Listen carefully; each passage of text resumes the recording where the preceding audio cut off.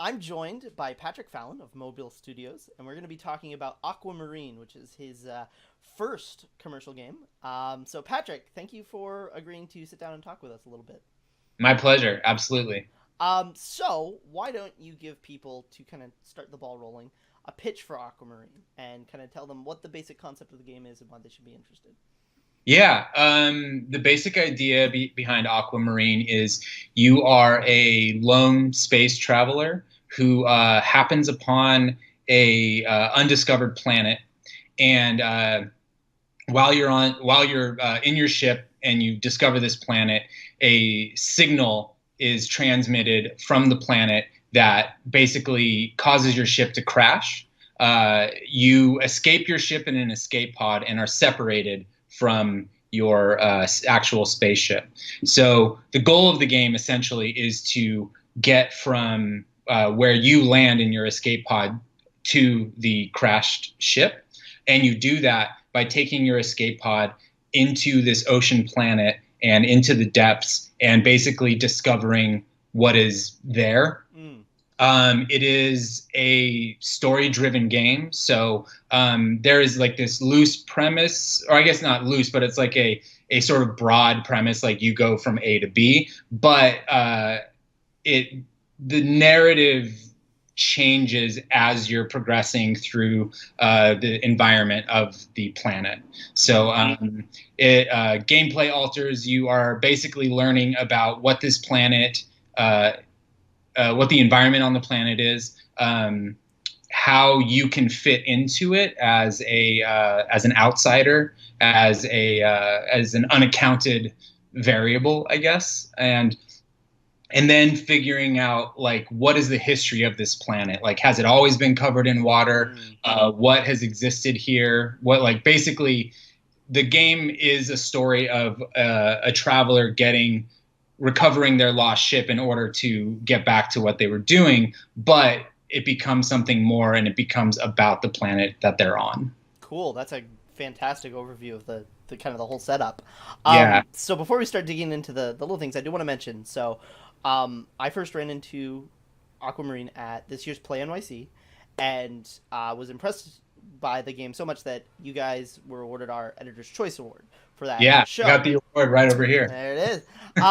So what I wanted to kind of go through this conversation is how I wanted to go through this conversation was by touching on each of the things that really impressed me by the game, kind of in the order they impressed me. So the first thing I want to talk about is the art style. Yeah. So we'll have had some footage going, we'll have some GIFs, some pictures, and people can see Aquamarine's got an absolutely fantastic art style going in its favor. Do you want to talk a little bit about that art style, what drew you to it, and kind of the inspiration for that? Yeah, I have something here. Oh, props! I'm prepared. So this is a book called The World of Adina. It is an anthology of comics created or drawn and created by the French artist Moebius, real name Jean Girard. This was, I think, originally printed and created in the 70s, probably like mid to late 70s. And it's an artist that I've admired for quite a long time. And my girlfriend, who does the art direction and the illustration, she's also admired. And we basically, I got this book for her birthday. And we just kind of like dove into it and started to get inspired. And we were like, we'd always talked about the idea of making a game, and we're just sort of like toying with it, bouncing around here and there, but nothing really like struck that little spark of inspiration. And until we saw this book and we saw this ship, and we were like, you could do a lot with this ship. Like, this is a fun looking ship. Like, it's cute. It's simple. This guy's flying it over like a landscape, but it also looks like it could go underwater. Sure. And I wonder what that would be like.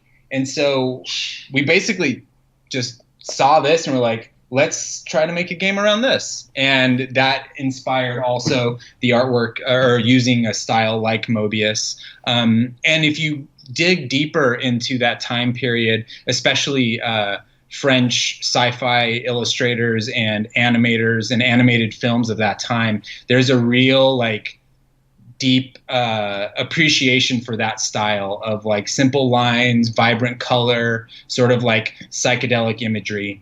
And and that was basically the impetus for the art style. Perfect. That's a great overview. Sorry if I end up talking a lot. That's why we want you here. We want you to talk. That's great. The next thing that really kind of grabbed my attention was when I actually started playing the demo you had on the show floor at Play NYC.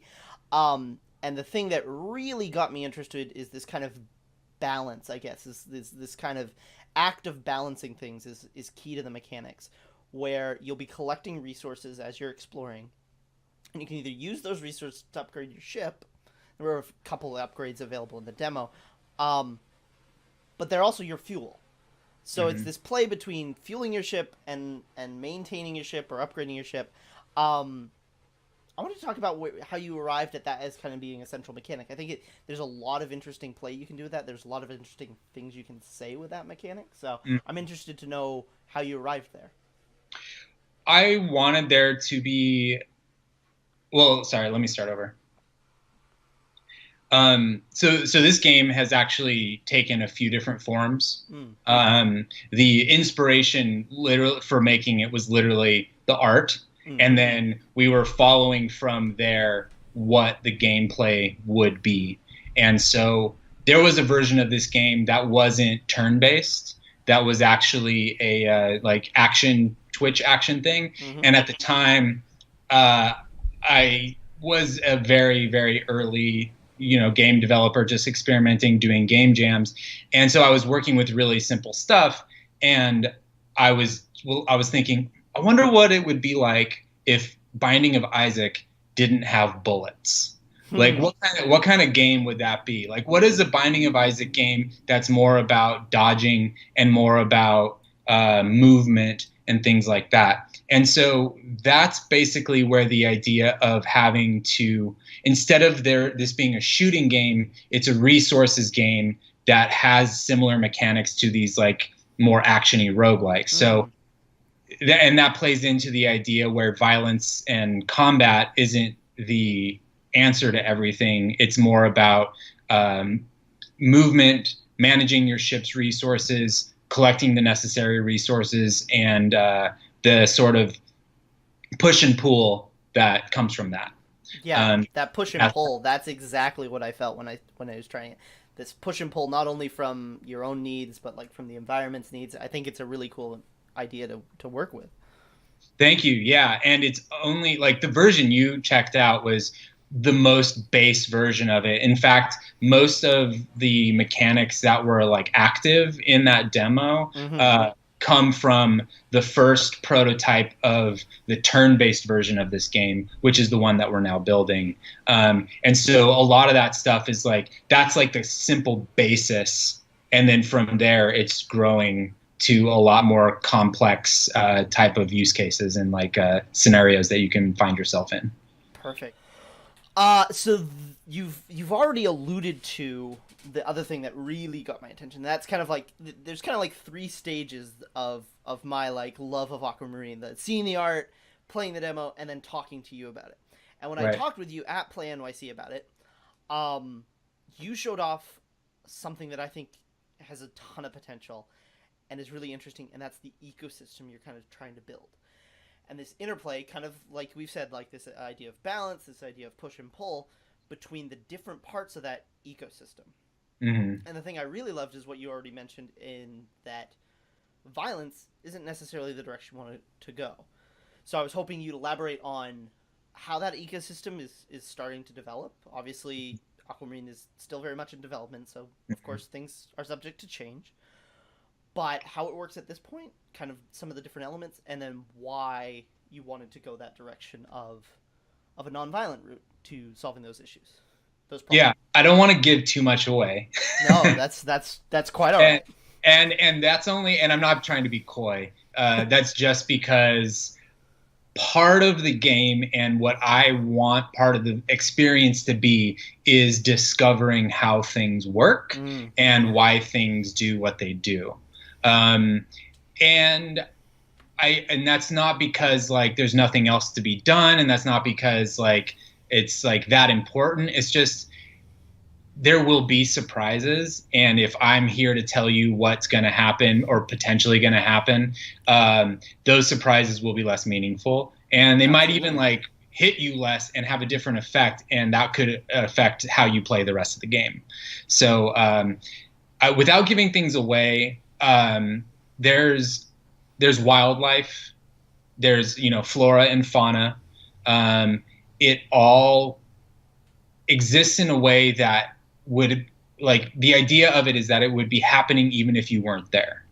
So it is an enclosed ecosystem that has cycles. There's a full day and night cycle that goes through as you're playing in real time. So the cycle itself is real time. The movement and everything else is turn based. It's persistent also. So if you were to turn off the game and come back a day later, it would be right back at the point where you had left it in that cycle.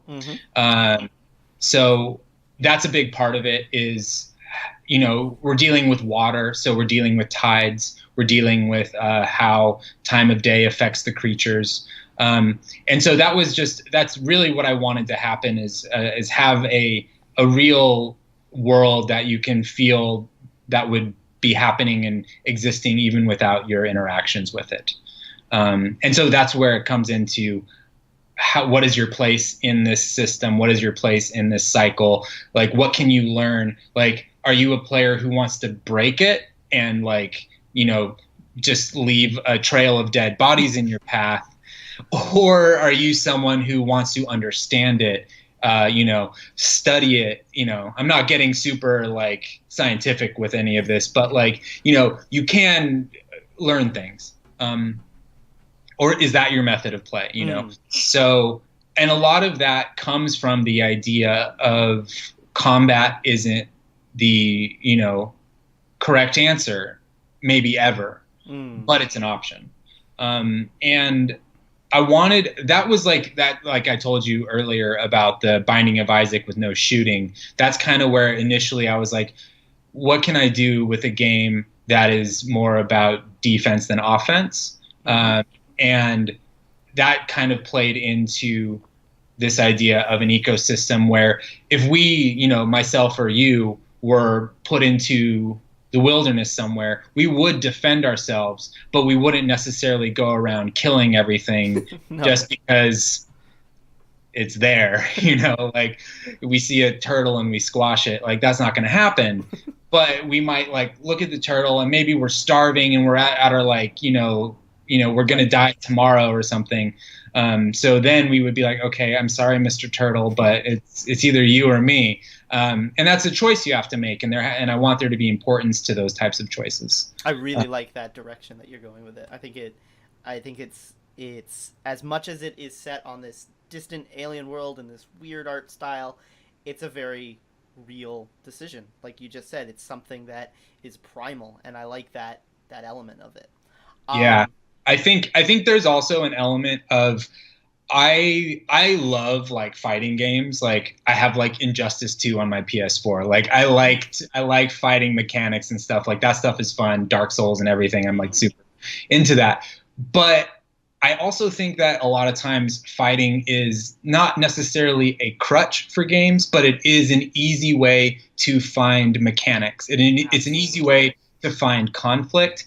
And me being somewhat of a contrarian at times, I'm like, maybe it would be more interesting if we weren't doing that all the time.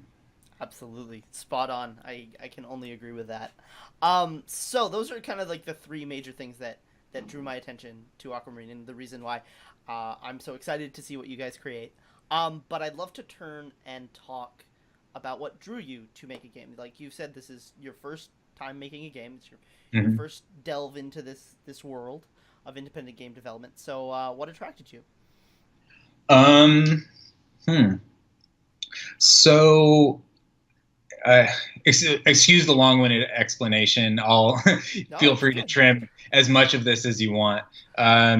When I was a kid, I never really had like consoles or anything. I always my parents never really wanted us to have video games. They were a bit strict as far as like the media we consumed, and they're like, oh, violence, this, that, and the other. Mm-hmm. Like they didn't really want us to go in for that. We would go to a friend's house and he would have Wolfenstein, and I would be like, oh my god, this is so cool. But I couldn't have it at home, Right. or Doom 64 or something like that.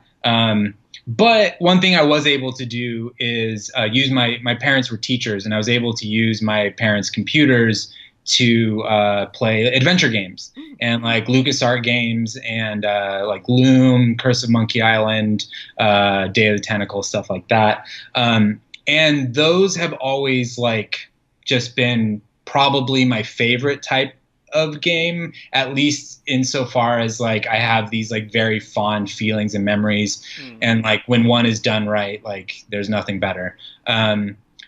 So I got distracted from that and went into music, and I've been a music writer and journalist for almost a decade.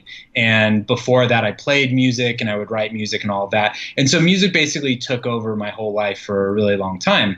And it's still obviously an important part of my life, but not in the way that it used to be. And as I was kind of like rediscovering my interest in games, I'm just the type of person who, like, anytime I like something enough, I just want to make one. I want to do it. I like no matter what. So like when I got obsessed with film, I wanted to make film. When I got obsessed with music, I wanted to make music. And so I got into trying to make an adventure game because I'd always thought, wouldn't it be cool if I could make an adventure game? And I like toyed with all this stuff.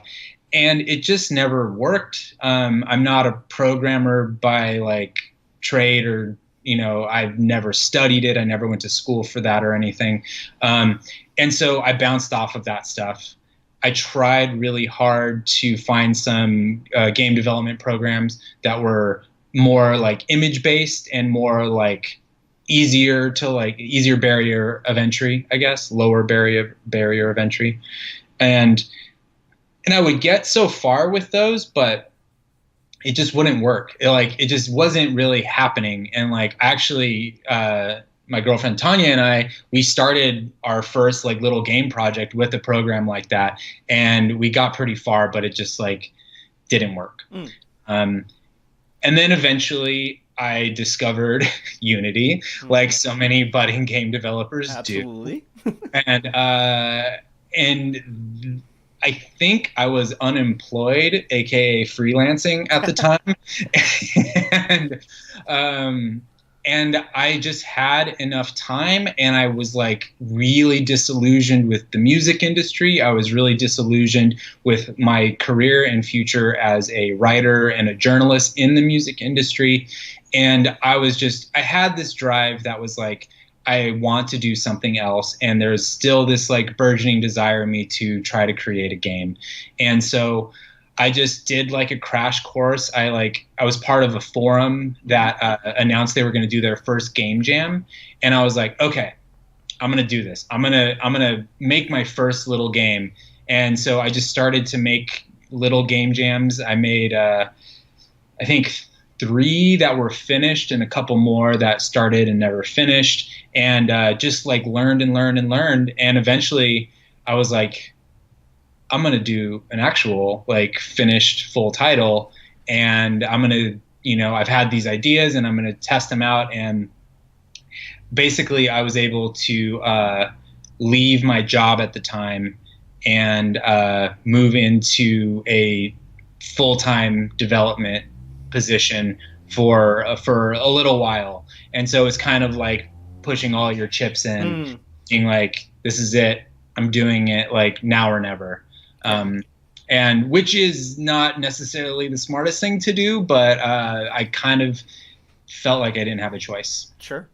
I can understand that pull. I've talked with a lot of developers where it's like, some people say, no, you got to do this on the side. You got to do, you got to slog away at it. This shouldn't be your primary. And others are like, if you're not diving in, what are you doing? So Yeah. I have a friend who runs a record label, and that's like it's like a small organization. They release like a record every couple of months or something. And he's able to do that hobby of his in his spare time. But game development is so demanding, and it requires so much time.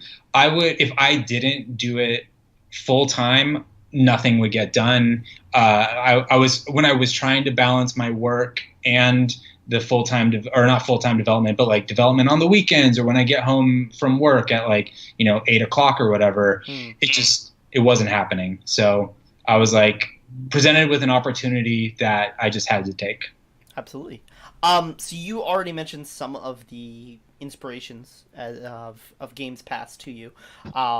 Like you said, the LucasArts games, adventure games of yesteryear, and then you talked about The Binding of Isaac as a direct inspiration for Aquamarine. But what are some of the other inspirations, maybe some that people wouldn't expect, that are influencing the development of Aquamarine? Yeah, for a couple that I think people wouldn't expect, primarily just because these two games have nothing to do with anything you'll be doing in Aquamarine. I am obsessed with Hyper Light Drifter. Once again, like another fighting game that I absolutely love, but I don't necessarily love it because it's fun to swipe the sword and like I feel like a ninja when I play. It's more fun for me because Hyper Light Drifter creates this world that I never want to leave. It feels like a fully realized and just like sumptuous place, just full of like atmosphere. Obviously the art is gorgeous. Even though I'm not a huge pixel art fan, they do it in a distinct way that I think is really, really nice. Obviously the soundtrack is a huge part of that. Disaster Piece is a major, major influence on both just music I enjoy in general and also the soundtrack that we'll be working on for Aquamarine. So basically that type of creating an immersive world that you just want to spend time in, whatever it is that you might be doing in it. That Hyper Light Drifter inspired that. Hollow Knight is another one like that. Hollow Knight is like probably the most beautiful game I've seen in a really long time. I'm on my second playthrough now, and I'm continually just floored by like how they did everything and just made it look so good. And I'm for sure trying to steal ideas from them. So those are probably ones that people might not expect. Also, maybe games like Inside. The way Inside does like short story. That's a big part of what we want to do. Is like Inside, Journey, What Remains of Edith Finch. Those types of games that you can sort of play in a couple of sittings, maybe even like one like long sitting. I think our game will be slightly longer than those, but we don't want to belabor anything. We want people to feel like they're going in, they're getting a fully realized story, they're having a lot of fun learning the mechanics and like digging deep into what's possible, and we're not overstaying our welcome. So those short games are a big part of it. Inspiration. Some that are more direct are, there's this game called Out There. Are you familiar? I don't know if I've run into Out There, no. Out There started out as just an iOS game, and before I had a console or a gaming PC or anything, I would play like a fair few number of games on my phone. And so I found Out There, and it is a roguelike, like a story-driven roguelike in deep space. Oh, cool. And if you check it out, a lot of our inspiration comes from the way they handle resource management and the way they do their storytelling in some ways. They do a lot more word-based storytelling, and ours is more picture-based. But Out There in general, they also have a really distinctive comic book look that we're not similar, but it's we have the same comic book influence. That's a big one. There's a game called Overland that is being developed by Finji. That is, when that game first was announced, I heard a description that really resonated with me, and this isn't word for word, but it was basically XCOM for casuals. And as soon as I heard that, I was like, yeah, sign me up. Like, I love XCOM, and I've never gotten very far in any of the campaigns I've played, but I like XCOM in general. And I was thinking, like, oh, this is a really cool idea of like simplifying these really like crunchy kind of like fiddly games, even though XCOM has been simplified over the years. It's taking that even further. And so there was an inspiration of simplifying tactical and roguelike games so that they're at least accessible to people who don't play that stuff all the time. Yeah, or don't have the time to. I know a lot of roguelikes you gotta dump a ton of time into. And it can always be a big barrier to entry for some folks. Yeah, absolutely. We want something that just you're immediately doing something as soon as you're playing, and you feel like you are progressing at a rate that isn't withholding from you, I guess. Last one I'll mention is the exact opposite of what I just described. Into the Breach, which is maybe my favorite game that's come out this year so far. Into the Breach does really good strategy when it comes to placement and when it comes to moving units and tiles around and sort of like combining these offensive defensive tactics. And that's I've logged a lot of hours in that game, and I've definitely taken inspiration from Into the Breach. That's a great set of games to be pulling inspiration from. So good finds. Final question we always like to ask people to kind of close this out is, as an indie developer, what indie games that are out there right now, or indie teams out there that have really grabbed your attention? You've already mentioned a few indie games, but what are some games that are in the development stage? In development stage. Yeah, or right on the cusp of getting released that have really got your attention. Okay. The one I played a game at Play NYC that maybe you played also, called Memoir Blue, or Memoir Blue. I didn't get a chance to play Memoir Blue. Ooh, you would have. I think you would have really liked it. They were another game that was trying to do a lot with narrative and gameplay in a more storytelling sense. It reminded me quite a lot of the way Edith Finch does their sort of puzzles, and how they interact. The puzzle mechanics interact with the storytelling and like the themes that's going on. Plus, it was just like beautifully rendered, beautifully animated. There's an underwater theme to it. So there was a lot of like connections to what we were doing in some ways. The developers were super nice, and they really liked our game. And so A Memoir Blue, the company making that game is called Cloisters. They're a New York company.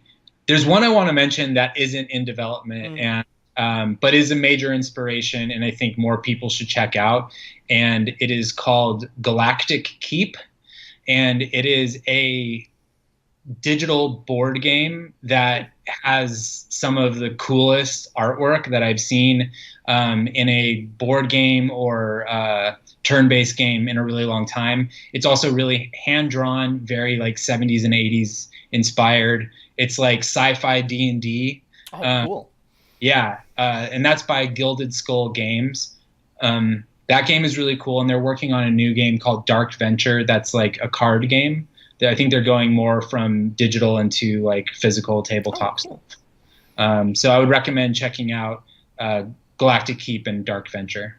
Perfect. Awesome. Well, Patric, thank you for taking some time to talk with us about kind of the design philosophy behind Aquamarine and kind of your background and what led to the creation of this game. So you'll be coming up on a Kickstarter, which we will be having links to and all that good stuff. So if you're interested in learning more about the development and how you can support it, please check the description below and keep your eye on Indie Hangover.